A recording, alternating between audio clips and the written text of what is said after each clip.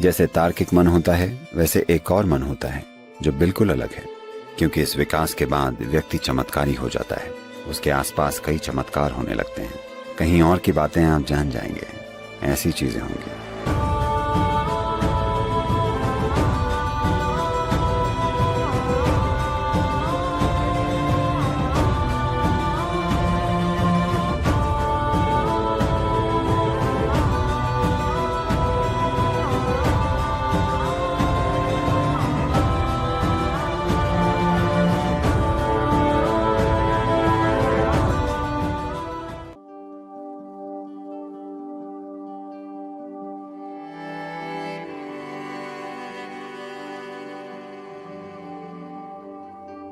इस सौर मंडल में मानव शरीर सबसे ऊंची मशीन है। सिस्टम के 114 चक्रों में हलचल लाई जा सकती है। If you arrange it in a certain way, you've become a full-fledged divine entity.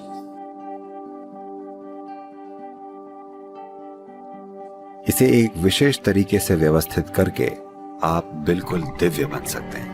हम लोगों को दिव्य मनस में नहीं जाने देते।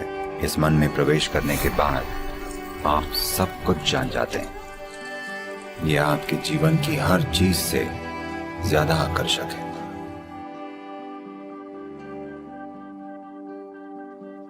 सभी 7 अलग अलग चक्र आपके पैरों में हैं। इसकी एक पूरी टेक्नोलॉजी है कि कैसे पैरों को पकड़ें। वर्षों साधना करके आपको जो नहीं मिल सकता वो एक पल में मिल सकता है।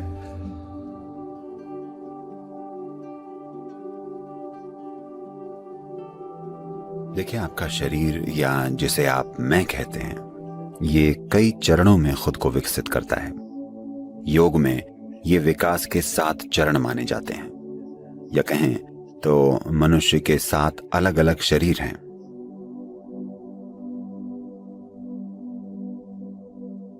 सात अलग अलग शरीर यानी वाकई 7 अलग अलग शरीर नहीं है।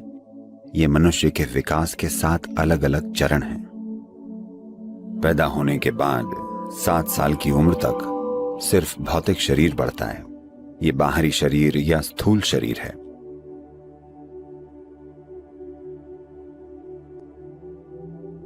सात से 14 साल की उम्र तक व्यक्ति के भाव शरीर का यानी उसका भावनात्मक विकास होता है। 14 से 21 साल तक, अगले 7 सालों तक मानसिक शरीर यानी व्यक्ति की बुद्धि विकसित होती है।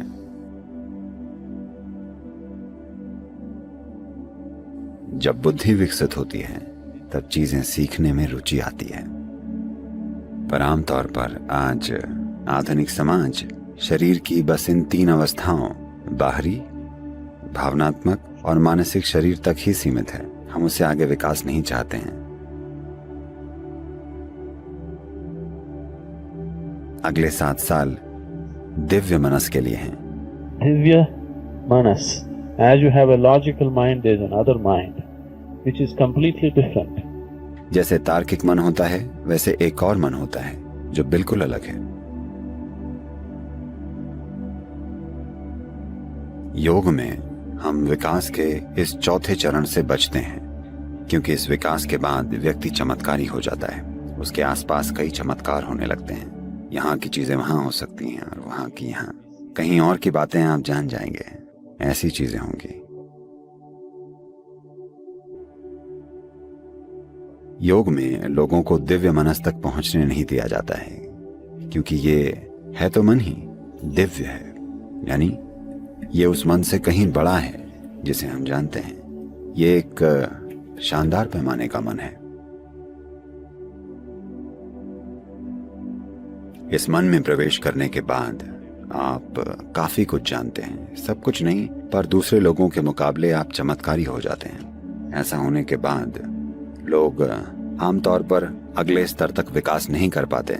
ज्यादातर लोग इतने परिपक्व नहीं होते।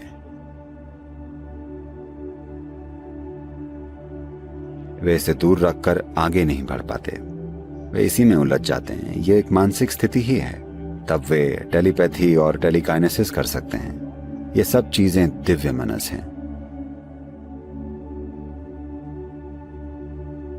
21 से 28 तक ये विकास आसानी से हो सकता है। ये एक प्राकृतिक प्रक्रिया है। उस उम्र में ये विकास बहुत आसान होता है। पर जो लोग आध्यात्मिक पथ पर हैं, उन्हें इसकी तलाश कभी नहीं करनी चाहिए, क्योंकि तब आपके पास बस एक ऊंचे स्तर का मन होगा। वैसे ही मन भ्रम में डालता है। ऊंचा मन गहरे भ्रम में डालेगा। ये आपको निचले मन से कहीं अधिक गहरे तरीके से उलझाएगा, तो हम इसे दूर ही रखते हैं।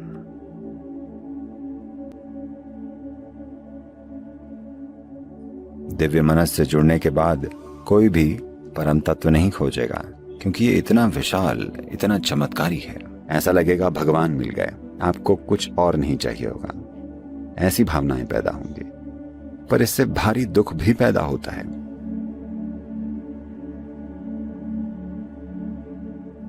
आमतौर पर दिव्य मनस में जाने वाला व्यक्ति जीवन के 47-48 वर्ष के बाद बहुत दुख झेलता है। योग के मार्ग पर हम कुछ चीजों को दरकिनार करके हमेशा शून्यता पूर्ण विसर्जन की कोशिश करते हैं, क्योंकि उसके बिना काम नहीं चलता। आध्यात्म को एक विज्ञान मानने के बाद हम आध्यात्मिक मार्ग में मनोरंजन नहीं ढूंढते।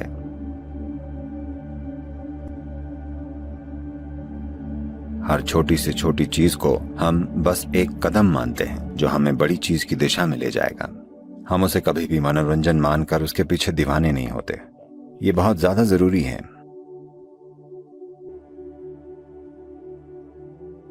ध्यान में लोग थोड़ा सा अनुभव पाकर रोमांचित हो जाते हैं, पर 2 महीने में वो फिर नीचे आ जाते हैं।